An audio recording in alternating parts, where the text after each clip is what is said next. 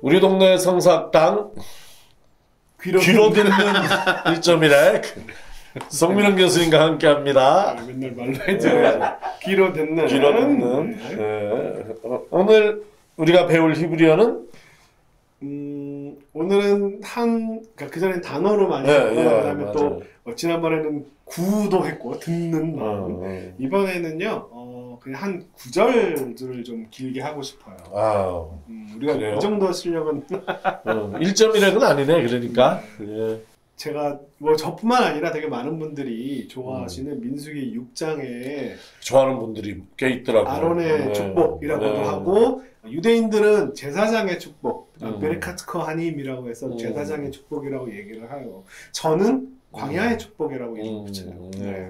그래서 그 민수기 6장의 말씀을 우리 이게 노래가 더 블레싱이라고 그 제법 괜찮더라고. 네. 약간 마음이 좀 감동도 있고. 축복 구절은 이제 민수기 6장 24절에서 26절 3절인데 우리 목사님께서 한번 읽으시면. 여호와는 내게 복을 주시고 너를 지키시기를 원하며 여호와는 그의 얼굴을 내게 비추사 은혜 베푸시기를 원하며 여호와는 그 얼굴로 내게로 향하여 드사 평강 주시기를 야 이거 읽다 보니까 내가 그 노래 영어로 특송했네 예배 때. 네. 이 구절은 정말 이 현재 개역 개정의 번역으로만 들어도 참 많이 은혜가 되고 참 힘도 되고 좋아요. 그러면 이거 민수기 6장 24, 26절 이거 지금 펴놓고 해야 되겠다, 그죠? 이게 화면으로 나가고 있죠, 지금. 여호와는 내게 복을 주시고 너를 지키시기를 원하며, 그다음에 또 두 번째 줄에서도 여호와는 은혜 베푸시기를 원하며. 이 원하며가 마지막도 원하고 사람들이 하나님이 원하신다라고 생각을 해요. 근데 이거 아론이 원하는 거겠지. 아론과 제사장들한테 이 말씀으로 축복을 해라 라고 이렇게 얘기를 하면서 이 원하다는 것은 이 말을 하는 제사장의 원하는 거예요. 그러니까 왜냐하면 만약에 개역 개정이 이 원하며의 주어가 하나님이었다면 원하시며라고 번역했을 거예요. 이건 원하며라고 할 말은 이 말을 하는 내가 원한다는 뜻이에요.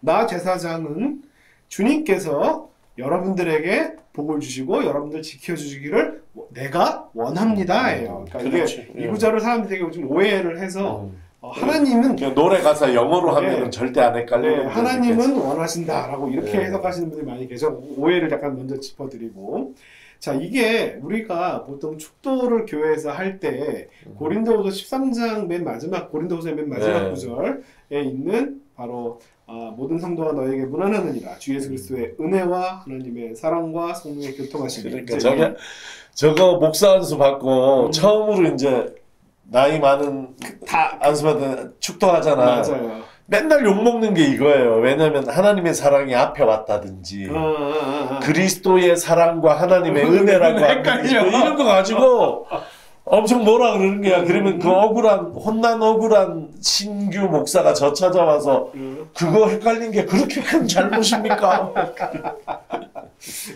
네, 그러니까 이게 어떤 우리 삼위일체 신앙을 잘 표현하는 성부, 성자, 성령의 어떤 아이덴티티 혹은 역할 뭐 이런 것들에 대한 잘 정리하기도 하고 그래서 축도를 여기서 이제 끌어와서 이제 축도를 하는 게 전혀 뭐 문제가 있다거나 그런 건 아닌데 이거는 어떤 면에서는 사실 편지의 맨 마무리를 하는 인사잖아요. 이게 축도문이 될 줄 몰랐겠지 바울 사도가. 뭐 그럴 수 있겠죠. 이걸로 매일 교회에서 이게 축도할 줄 알고 썼겠어요?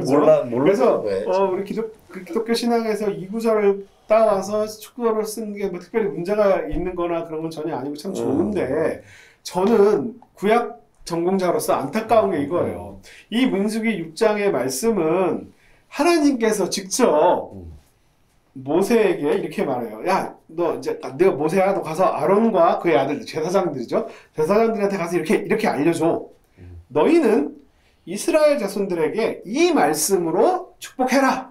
라고 하나님께서 직접 가르쳐 주신 축도문이라는 거예요. 그러니까 신약보다 낫다 이런 얘기네, 그죠? 그래서 저는 이걸 주 축도문이라고 합니다. 우리가 주 기도문 예수님께서 가르치신 기도라고 해서 줄줄 외우잖아요. 근데 하나님이 직접 이 말씀으로 축복하라고 얘기를 했는데 왜 그걸 안 하지?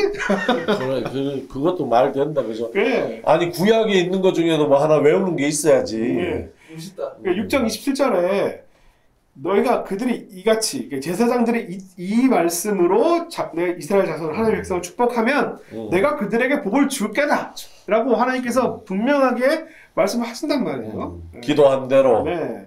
복을 빌어준 대로. 그래서 제가 이게 다녀본 교회들 중에 이 민수기 6장의 말씀으로 마지막 축도를 하는 교회들이 조금씩 늘어나고 있다는 느낌을 받고 있고 좀 그 히브리어 시간 써가지고 그런 거 아니에요? 좀 신구약을 좀 이렇게 신구약 신약에 한번 고린도후서 한번 뭐 이렇게 근데 이게 사실은 예전적으로 굳어진 부분들이 있는데 막상 그 교회에 처음 왔는데 막 민수기 6장으로 축도한다 그러면 이 교회 이단 아니야? 사실 이런 오해를 살까봐 사실은 조심스러운 부분들이 있기는 있어요.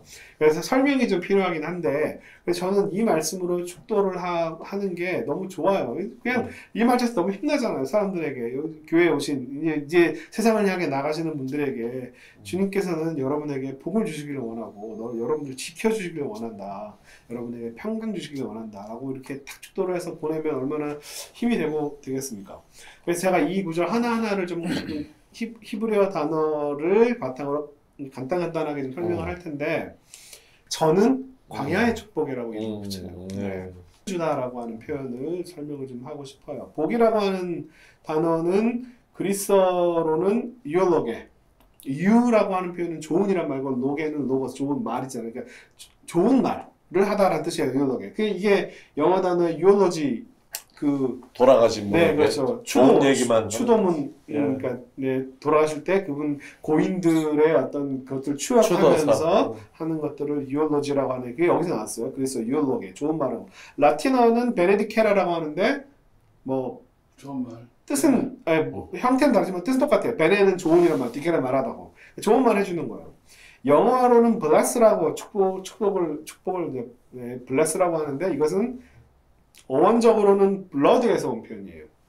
그러니까 이게 북유럽 풍습들에서 어떤 피를 뿌려서 악귀를 막거나 재앙을 막거나 뭐 이런 식의 의미예요. 그러니까 사실은 이게 숲이 아니라 유월절 뭐 문설주에 뭐 피 바르고 뭐 약간 이런 상상하시면 안 되고 약간 사실 이교적 풍습인 거예요. 한자에서의 복자는 바로 신 앞에 이렇게 재물, 뭐 술이나든지 재물을 바쳐가지고 어떤 자신의 문제들을 해결하고 신을 달래고 뭐 문제를 해결하고 이런 단어인데 히브리어에 이 복을 주다라고 하는 표현은 바라크라고 합니다. 바라크. 이게 재밌는 단어인데요. 이 바라크의 어원은 뭐냐면 무릎을 꿇다라는 뜻이에요. 무릎을 꿇다. 이게 전혀 다른 단어죠. 시편 95편 6절에서 오라 우리가 굽혀 경배하며 우리를 지신 여호와 앞에 무릎을 꿇자라고 할 때 그 무릎을 꿇자가 바로 바라크라고 하는 단어가 쓰인 거예요. 자전 미국 대통령 버락 오바마의 그 버락이 바로 이 바라크에서 온 표현이에요. 네. 바로 이게 베이레크 피해형인데 무릎을 상대방으로 하여금 무릎을 꿇게 만들다라는 뜻이에요. 축복을 하려면 복을 받으려면 그 상대방을 이렇게 앉혀서 이런 무릎을 꿇는 이런 자세를 생각하시면 될 것 같아요. 그래서 이 히브리어의 어떤 복이라고 하는 단어의 의미와 그다음에 뭐 한자나 그리스어나 이런 거의 근본적인 차이는 뭐냐면 이런 다른 언어에서는 우리가 뭘 받느냐 뭐 의식주 문제를 해결하고 뭐 아니면 뭐 악기를 뭐 제거해주고 좋은 말을 받고 이런 게 중요한데 사실은 히브리어에서는 복을 받는 사람이 어떠한 자세로 있어야 하느냐가 굉장히 중요한 의미를 담고 있는 거죠. 그래서 저는 이 히브리어의 바라크를 한자로 복이라고 쓴다고 하면 복복자가 아니라 엎드릴 복자 있잖아요. 하나님 앞에 엎드려 있는 이런 복복자를 쓰는 게 오히려 더 어울린다라고 생각을 합니다. 그래서 두 번째 구절은 너를 지키시기를 원하며 지키다가 히브리어로 샤마르라고 하는 단어인데 이거는 지키다라고 하는 의미가 영어로 keep이라고 하는 단어가 굉장히 여러 가지 의미가 있잖아요. 보호하다, 막다라는 뜻도 있고 또 이 샤마르라고 하는 단어가 하나님의 어떤 명령을 따르다 라고 하는 의미도 있고요. 그 다음에 누군가로 하여금 어디 못 가게 막다, 길을 막다 혹은 뭐 어디에 가둬놓다 뭐 이런 굉장히 다양한 의미로 쓰이는 단어예요. 그러니까 여호와께서 우리를 샤마르 한다라고 하는 사무엘상 30장에 여호와께서 우리를 샤마르 우리를 보호하시고라고 하는 이 문장으로 이해하는 게 맞고, 그 다음에 출애굽 16장 28절에서 너희가 내 계명과 율법을 샤마르 한다. 근데 내 계명과 율법을 보호하는 건 아니잖아요. 그죠? 계명과 율법을 막다 가는 건 아니고 계명과 율법을 지키다라고 하는 의미로 이 단어가 쓰입니다. 그 다음에 화양과물도와 생명나무의 길을 보호하는 게 아니라 생명나무의 길을 보호하는 게 아니라 생명나무의 길을 못 가게 막는 것을 의미하는 표현이고요. 그 다음에 이 사무엘 하에서는 다윗이 이제 바세바의 남편인 우리아를 죽게 하기 위해서 그 장군인 요압이 이제 그 성을 개역개정 번역에서는 그 성을 살펴라고 했는데 사실 그 성을 막아놓고 제사장이 만약에 축복을 할 때 하나님께서 여러분을 지키시기를 원한다라고 할 때 그 지키다라고 하는 표현이 단순히 그냥 안전하게 보호하는 것을 의미하는 것뿐만 아니라 또한 하나님의 명령을 잘 따르게 하는 것이기도 하고, 그 다음에 심지어는 잘못된 길로 가지 못하게 막고 이런 것까지도 다 포함하는 것을 의미하는 표현이다. 포함하는 거다. 네. 포괄적이다. 네, 그래서 되게 다중적인 의미를 갖고 있다. 그 다음 구절은 그 얼굴을 너에게 비추사라고 하는 표현인데, 저는 이 구절 너무 예뻐요. 그러니까 이게 그 얼굴을 너에게 비추사라고 하는 표현이 시편 67편 1편에 똑같은 표현이 나오거든요. 하나님은 우리를 긍휼히 여기사 복을 주시고 그 얼굴 빛으로 우리에게 비추사라고 하는데, 이게 사실은 더 잘 번역해 놓은 거예요. 하나님의 얼굴에서 빛이 나와서 우리 앞길을 쫙 비춰주는 거예요. 이게 지금 마치 사망의 음침한 골짜기를 가고 있는데 한 발 낭떠러지 같은 길을 걷고 있는데 하나님의 얼굴에서 빛이 쫙 나와서 우리가 어디로 가야 할지 길을 딱 보여주는 이런 장면들이거든요. 그걸 딱 그냥 그 얼굴을 내게 비추사라고 하는 표현으로는 약간 부족한 느낌이 좀 들어요. 디모데전서 6장에 절수는 헷갈리는데 거기 보면 하나님은 빛 속에 있는 분이기 때문에 아무도 하나님을 본 사람이 없다 이렇게 이제 하나님을 알지 못하는 존재로 설명할 때 그 빛인데 여기는 좀 약한 빛이네. 네. 볼 수 있는. 네, 그렇죠. 그 빛으로 우리한테 비춰주신. 네, 하나님께서 그러니까 직역을 하면 주님께서 여호와께서 그분 자신의 얼굴을 당신에게로 향하여 빛나게 하시기를 이런 뜻이에요. 누구를 빛나게? 우리 얼굴을 아니면? 아니요, 그분 자신의 얼굴에서 빛이 나와서 우리를 향해서 빛을 비추게 하기를 원한다라는 뜻이에요. 재밌는 상상력. 네, 아주 참 되게 이미지화하기에 참 좋은 그런 거죠. 그 다음에 은혜 베푸시기를 원하며 은혜라고 하는 단어는 제가 아마 전에도 얘기했는데 은혜는 공짜, 값없음, 네, 무료. 근데 또 두 번째 의미가 뭐냐면 불쌍히 여기다, 긍휼히 여기다. 왜 우리에게 하나님께서 은혜를 주시느냐? 우리가 무엇인가를 해서 혹은 받을 만한 자격이 있어서가 아니라 불쌍해서. 네. 그래서 바로 시편 67편 똑같이 시편 67편 1편의 구절에서 하나님 우리를 긍휼히 여기사가 바로 은혜 베푸시기라고 똑같은 단어예요. 네. 긍휼과 은혜가 같이 가는 거예요. 네. 하나님께서 우리를 긍휼히 불쌍히 여겨주셔서 우리에게 정말 그 한없는 은혜를 공짜 은혜를 무료로 주시는 건데 왜 그러냐? 우리가 불쌍해서 긍휼히 여겨서. 그래서 시편 67편 1편과 이 민수기 6장의 구절은 연결이 되어 있어요. 그 다음에 그 얼굴을 내게로 향하여 드사. 제가 이 민수기 6장의 구절에서 가장 좋아하는 구절이에요. 제가 인생에서 정말 많이 힘들었을 때 저는 이 구절을 읽고 힘이 났어요. 뭐였냐면 얼굴을 내게로 향하여 드사. 히브리어로는요. 주님께서 그분의 얼굴을 내게로 향하여 얼굴을 들어 올리다. 리프트업. 이게 사실은 그냥 쳐다보다라고 하는 관용적인 수거이긴 한데요. 누구를 보다 얼굴을 들다라고 하는 표현이. 근데 제가 이 구절을 그냥 히브리어를 읽다 보니까 하나님이 얼굴을 들어서 우리를 본단 말이야 라고 하는 생각이 들었어요. 뭐냐면 제가 인생에서 가장 힘들었을 때가 언제였냐면 하나님과의 관계가 끊어졌다라고 하는 그런 느낌들을 받았을 때예요. 하나님께 기도를 해도 내 기도가 상달되는 것 같지도 않고 들으시지도 않는 것 같고 그럴 때가 있죠. 내 인생의 가장 밑바닥에 더 이상 이 밑은 없을 것이다 라고 하는 사실 그 밑에 더 있죠 사실은. 네, 그죠? 이게 바닥이죠. 사실 더 밑에 더 바닥이 사실은 있어요.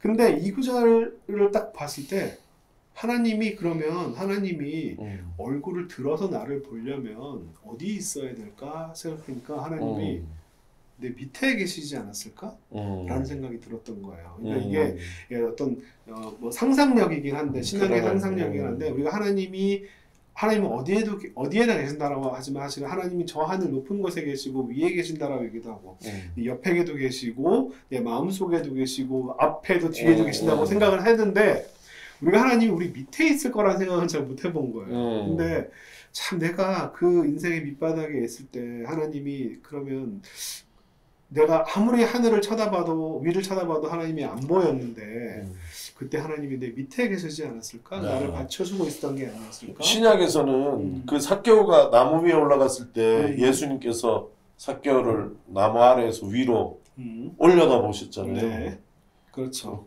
그때 같은 표현일 거예요. 아나브레포 같은데 그냥 우러러 보시다. 네, 우러러 보시다. 얼굴을 들어서. 네. 그러니까 이 표현이 그때 제가 정말 물론 한참 나중이긴 했지만 정말 많이 힘들었던 시절에 그때를 이해하게 만들었던 이 구절이에요. 이 정말 많이 위로를 받았어요. 그 얼굴을 내게로 향해 하나님이 우리 밑에서 내가 사실은 더 밑바닥으로 떨어질 수 있는데 나는 왜 하나님이 나를 이 밑바닥에다 이렇게 처박아 두셨나라고 생각했지만 그때 하나님이 밑에서 나를 받치고 계셨던 게 아니었을까라고 하는 생각을 하면서 굉장히 많이 위로가 되었던 구절이었어요. 그다음에 마지막으로 평강 주시기를. 네, 그때 이 평강이라는 단어가 바로 샬롬이라고 하는 단어였죠. 전 네. 회의에서 다루었던 단어네요. 네, 바로 온전함이라고 하는 표현이죠. 이게 네, 아사의 마음이 주 옆에 온전하였습니다. 그냥 샬롬이라고 하는 단어가 쓰였어요. 그래서 온전함, 이 평강 주시기를 원한다라고 하는 표현을 다시 풀어서 번역하면 다시 우리의 본래의 모습을 다시 회복시키시기를 원한다라고 하는 의미로 이해를 하시는 게 좋겠다. 네. 근데 제가 이것을 왜 광야의 축복이라고 얘기를 했냐면 이 말씀이 언제 주어지느냐면 이제 그 어려운 광야 생활이 다 끝나고 이제 가나안 땅에 가가지고 젖과 꿀이 흐르는 땅에서 행복하게 잘 먹고 잘 살 거야라고 주시는 말씀이 아니고 이게 언제 주어진 말씀이면 민수기 1장 1절이 이스라엘 자손 애굽 땅에서 나온 후 둘째 해 둘째 달 첫째 날에 그러면 이제 광야 생활이 총 40년이면 이제 얼마 남은 거예요. 이제 한 38년 한 11개월쯤 남은 거예요. 민수기 이제 시작이지. 그렇죠. 맞아요. 여호와께서 신의 광야 회막에서 이렇게 말씀하시는 그 구절, 그 말씀 내용에 담겨져 있는 그 구절이기 때문에 이게 진짜 이제 이 광야 생활 끝나고 고생 끝, 이제 행복 시작의 말씀으로 주시는 게 아니라 이 말씀을 붙잡고 광야를 견디네. 예, 광야 생활을 견뎌라. 그리고 이 제사장으로 하여금 이 말씀을 다른 사람들에게 축복하고 힘을 실어줘라 라고 하는 이런 말씀으로 주시는 거라서 저는 이것을 광야의 축복이라고 이름하는 게 좋다라고 생각을 합니다. 이 광야라고 이게 실제로 지금 이스라엘의 광야에서 직접 어느 선교사님이 사진을 찍어 오신 거거든요. 이 광야는 정말 이 돌짝밭이에요 진짜. 걷다 보면 진짜 무릎이 다 망가지는. 네. 이스라엘 관광지에 가가지고 한 2시간 거기서 막 기도하고 그리고 다시 호텔로 돌아오고 이런 데가 아니고 여기에 정말 1년, 10년, 40년을 이 풀도 없고 물도 없고 이런 공간을 기껏 있는 풀이 이 정도밖에 안 되고 정말 뭐 인생 광야 같은 인생이라고 할 때 이 광야는 어떤 느낌이냐 하면 정말 만약에 우리를 지켜줄 것이 사실 아무것도 없는 거잖아요. 핸드폰이 안 터지는 곳이고요. 그죠? 전화기 충전할 데가 없는 곳이고 어디에다가 내가 무슨 일을 당해도 어디 전화하거나 신고할 데가 없는 거예요. 정말 하나님 앞에 무릎을 꿇을 수밖에 없고 하나님밖에 의지할 데가 없는 사람은 잘 안 보이고 하나님이 크게 보이는 곳이라는 생각이 들어요. 이 광야라고 하는 곳이라고 하는 것이. 그래서 이 여호와는 내게 복을 주시고 너를 지키시기를 원하며 여호와는 그의 얼굴을 내게 비추사 은혜 베푸시기를 원하며 여호와는 그 얼굴을 너에게 향하여 두사 평강 주시기를 원하노라. 이 말씀이 이 광야 같은 인생을 사는 사람들에게 현재 21세기 우리에게도 큰 어떤 힘과 용기가 되고 다시 회복할 수 있는 힘을 주는 그런 표현이 될 거라고 생각을 해요. 그래서 제가 오늘 한 단어 한 단어를 히브리어로 풀었는데 이 히브리어의 시간이라고 하는 책의 맨 마지막에 이 구절을 어떤 의미를 좀 풀어서 번역을 해가지고 여러분들에게 들려드리는 어떤 축복의 말씀으로 이렇게 제가 풀었는데 그거를 읽고 맞춰볼까요? 그걸 의역을 한 거, 자기 그렇죠. 사역을 한 네, 거네요. 그렇죠. 예. 복을 주시기를 원하며라고 하는 부분부터 이 무릎을 꿇다라고 하는 의미니까 나는 당신의 삶이 여기서 나는 제사장을 얘기하고요. 나는 당신의 삶이 주님 앞에 무릎 꿇는 삶이 되기를 간절히 원합니다. 하나님께서 당신을 안전하게 보호해 주시기를 원하며 또한 동시에 때로는 혼내고 가두어서라도 하나님의 뜻에 맞지 않는 길로 가지 않도록 막아주시기를 원합니다. 당신이 가야 할 바를 알지 못할 때에 하나님께서 그분의 얼굴에서 나온 그 환한 빛으로 당신의 앞길을 비춰주시기를 원합니다. 값을 매길 수 없는 하나님의 그 크신 사랑을 아무런 대가 없이 은혜로 아무런 조건 없이 당신께 베풀어 주시기를 원합니다. 당신이 막막하기 그지없는 저 강화 같은 인생의 밑바닥에 쓰러져 신음하고 있을 때 그 아래에 계셔서 당신을 떠받치고 계신 하나님을 발견하시기를 원합니다. 그리하여 당신을 창조하신 본래의 모습으로 하나님께서 당신을 온전히 회복시켜 주시기를 간절히 원합니다. 라고 하는 이런 말로 이렇게 풀었습니다. 예, 아멘. 아멘. 여기서 마치겠습니다. 고맙습니다.